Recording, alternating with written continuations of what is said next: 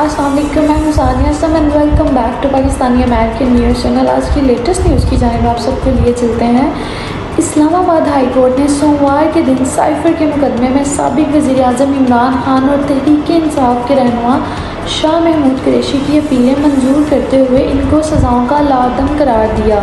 تو یہ 27 مارچ 2022 کو عمران خان کی جانب سے اسلام آباد میں ایک جلسے کے دوران سائفر لہرائے جانے سے شروع ہونے والی کہانی ایک اور اہم موڑ تھا۔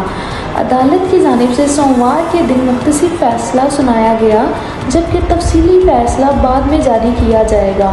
واضح رہے کہ خصوصی عدالت کے جج ابو الحسنات اور ذوالقرنین اس سال جنوری میں سائفر مقدمے میں عمران خان اور شاہ محمود قریشی کو 10 سال کی قید سنائی تھی۔ سوموار کے دن اسلام آباد ہائی کورٹ کے چیف جسٹس عامر فاروق اور جسٹس میاں گل حسن اورنگزیب پر مشتمل 2 رکنی ڈویژن بینچ نے جب ان اپیلوں پر فیصلہ سنایا تو اس موقع پر عمران خان اور ان کی دونوں بہنوں کے علاوہ شاہ محمود قریشی کی اہلیہ، ان کی بیٹیاں اور پی ٹی آئی کے معتد رہنما بھی کمرہ عدالت میں موجود تھے۔ اور اب تاہم اس فیصلے کے بعد اہم سوال یہ ہے کہ آئندہ کیا ہوگا، اور آئندہ کیا ہوگا یہ جاننے کے لیے دیکھتے رہیں Pakistani American news channel and never forget to subscribe my channel. Thank you so much.